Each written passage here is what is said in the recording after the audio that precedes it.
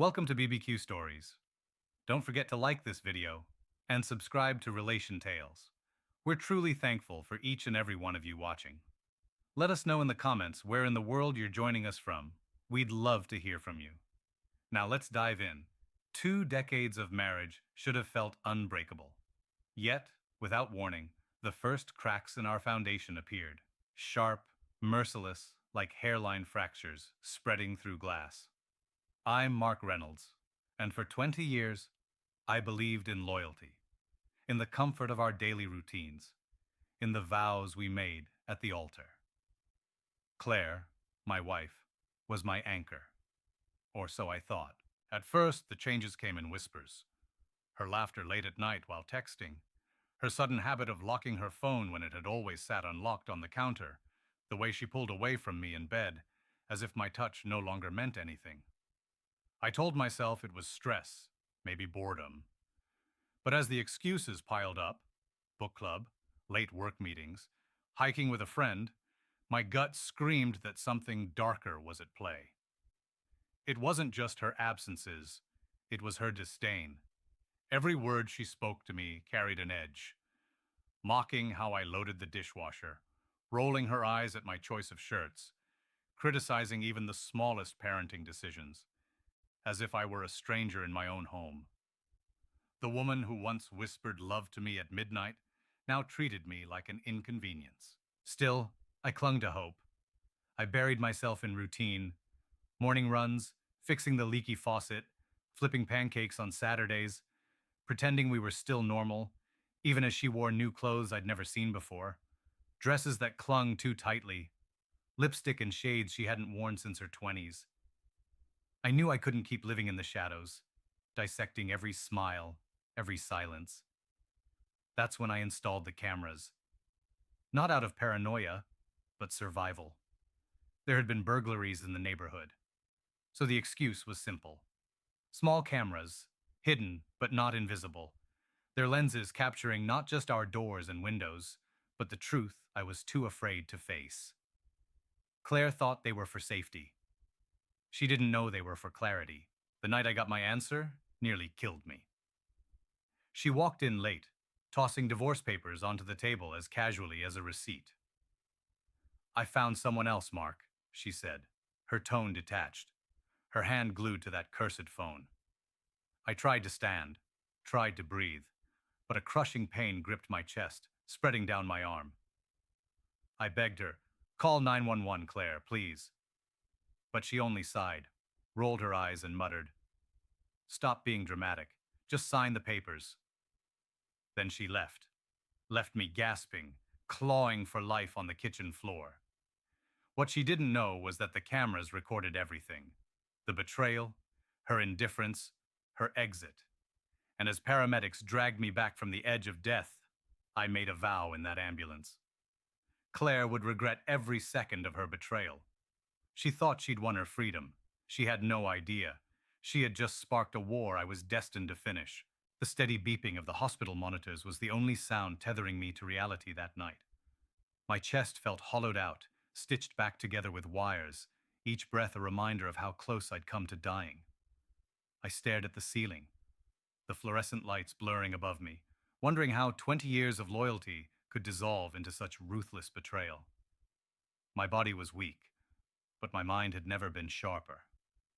I replayed Claire's face in my head, how she'd looked at me, not with fear or concern, but irritation, as if my heart failing was just an inconvenience to her new life. That image burned deeper than the pain in my chest. I closed my eyes and told them everything. The papers, her words about another man, how I begged for help, how she rolled her eyes and walked out while I lay on the kitchen floor, gasping. Every detail made my chest tighten again, not from the heart attack this time, but from reliving the moment. The room fell silent, except for the machines keeping rhythm with my pulse. Ryan stepped back, his fists clenched so tightly his knuckles went white. Emily shook her head, whispering to herself as if trying to rewrite reality. Finally, I said the words that shattered what little denial they had left. "It's all on the cameras." Ryan's head snapped toward me. "Cameras?" I installed them last month, I explained. For security, but also because I needed to know the truth. My son pulled out his phone immediately.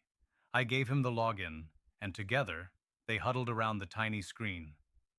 I couldn't see their faces, but I knew the moment they found the recording. At 8:47 p.m., Claire appeared on the feed, dropping the folder on the table, stating coldly, "I found someone else, Mark. I want this done." Then came the moment I clutched my chest, gasping for breath, begging her to call 911.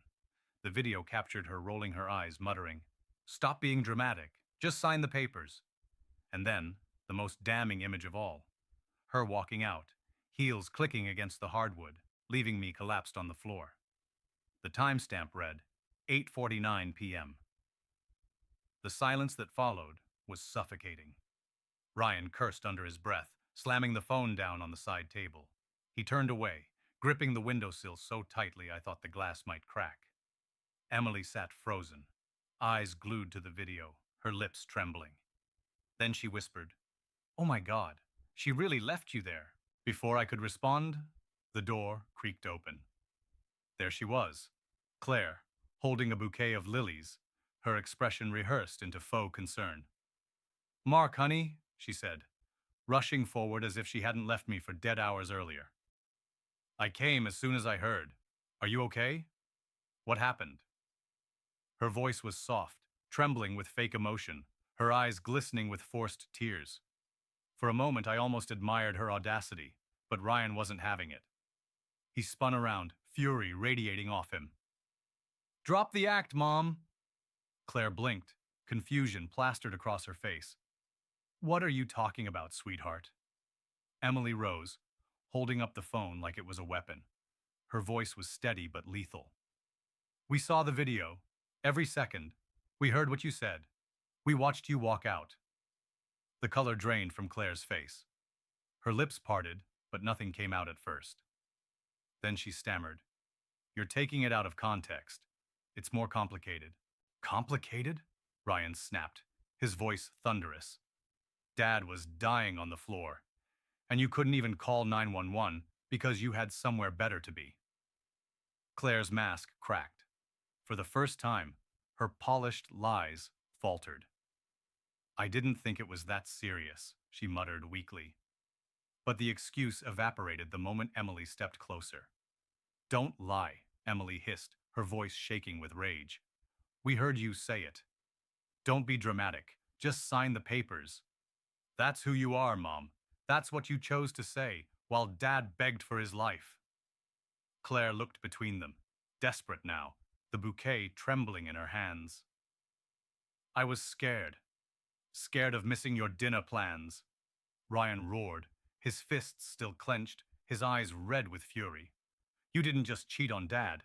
You left him to die. Do you get that? You made your choice." The silence that followed was suffocating. Claire's tears finally spilled, streaking down her face, but they weren't the tears of a wife who regretted her cruelty. They were the tears of someone who realized the performance was over. The audience had turned on her, and there was no way to spin what the cameras had captured. I lifted my head from the pillow, my voice low but steady. "Get out." "Mark, wait, please. Out." Emily cut her off sharply, her eyes blazing. "Leave now, before I call security." Claire's hands trembled. She glanced at Ryan, then Emily, searching for even a shred of sympathy, but both of them looked at her like she was already a stranger. Slowly, she lowered the bouquet and dropped it into the trash can by the door. Then, without another word, she walked out. The door shut with a soft click, the final note of a marriage that had died long before that night. Ryan crossed the room and put a hand on my shoulder, his voice gentler now. "We've got your back, Dad. Whatever you need, we're here." Emily stood beside him, tears streaming, but her jaw set firm.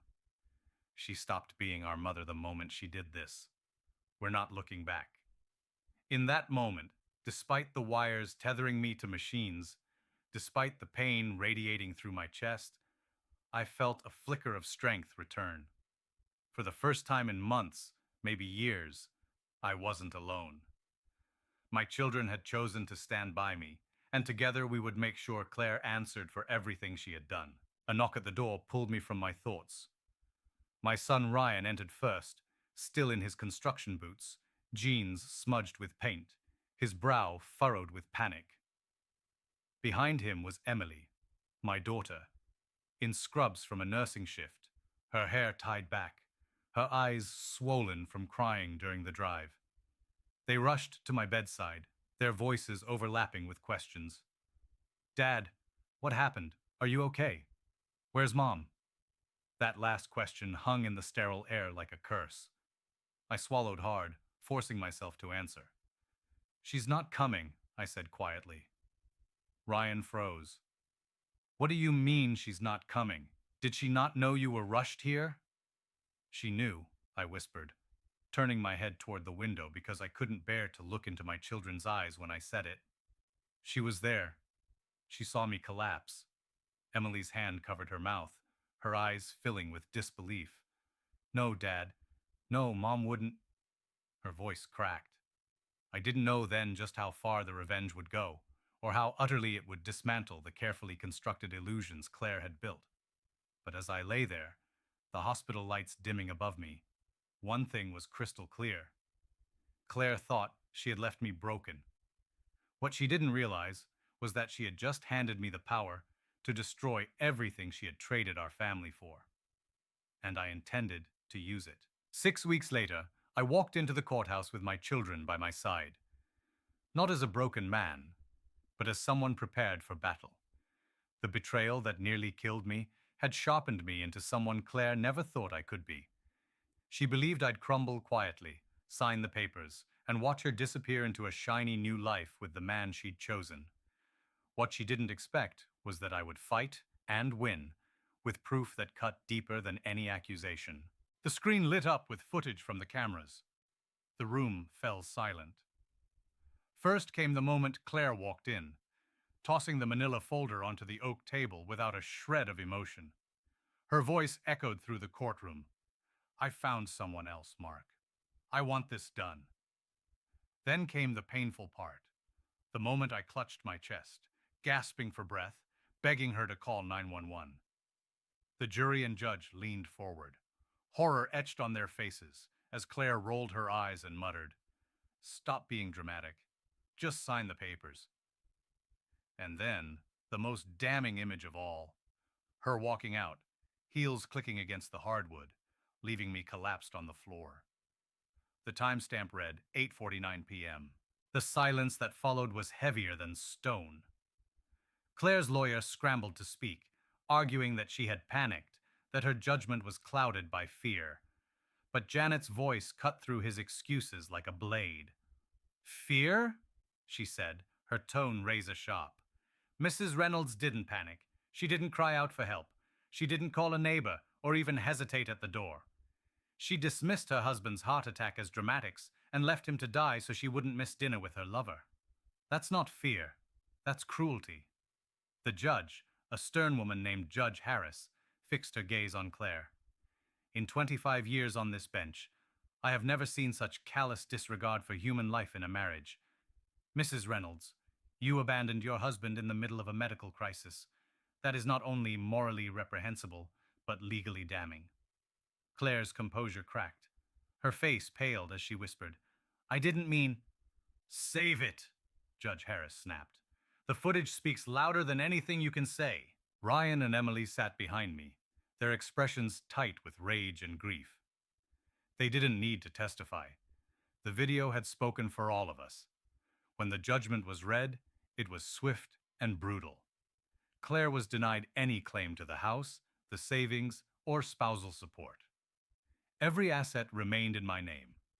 The court found her guilty of extreme cruelty and abandonment, stripping her of any financial compensation. She walked out of that courtroom with nothing but her car, a small savings account, and the clothes on her back. But fate wasn't done punishing her.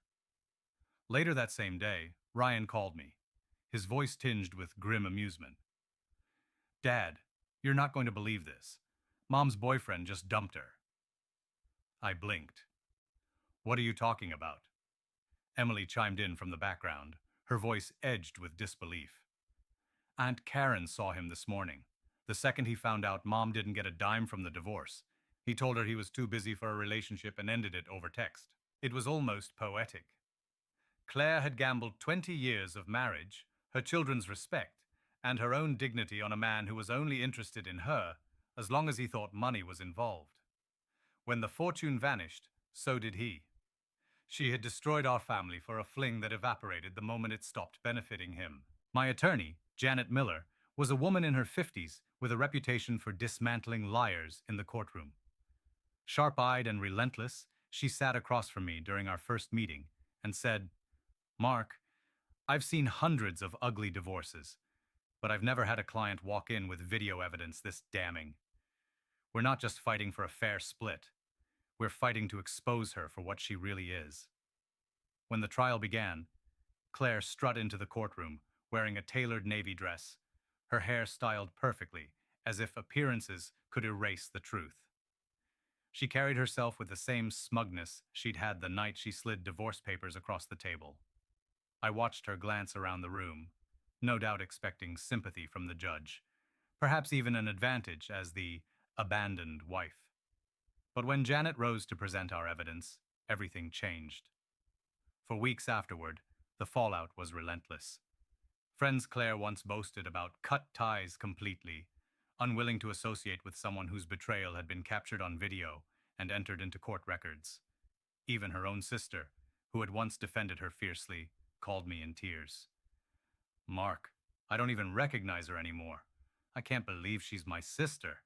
What she did to you and to the kids, it's unforgivable." Meanwhile, I began to rebuild, not just my health, but my sense of peace. I spent mornings walking with Ryan, evenings talking with Emily, and weekends reshaping the house to make it feel like mine again. The cameras that once captured betrayal now offered comfort, security.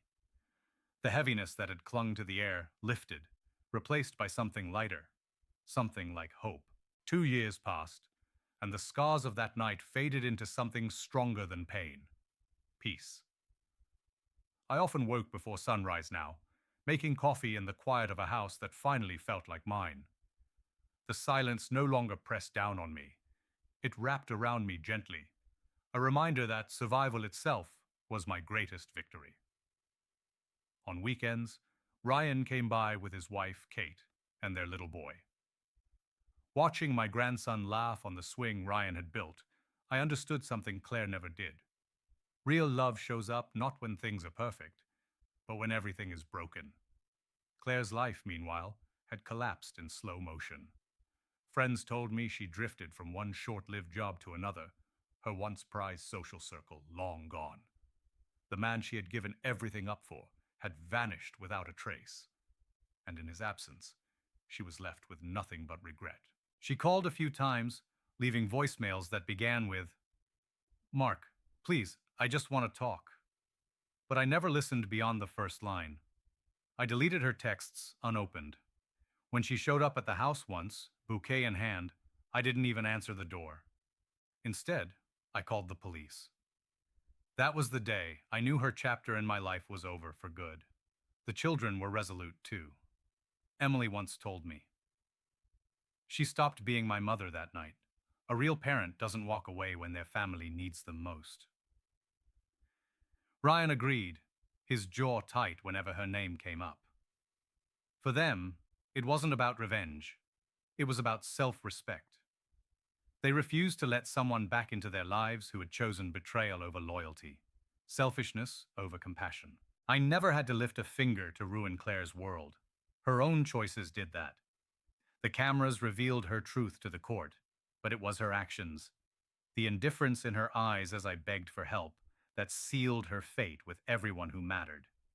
She lost her marriage, her reputation, her children, and the man she had sacrificed it all for.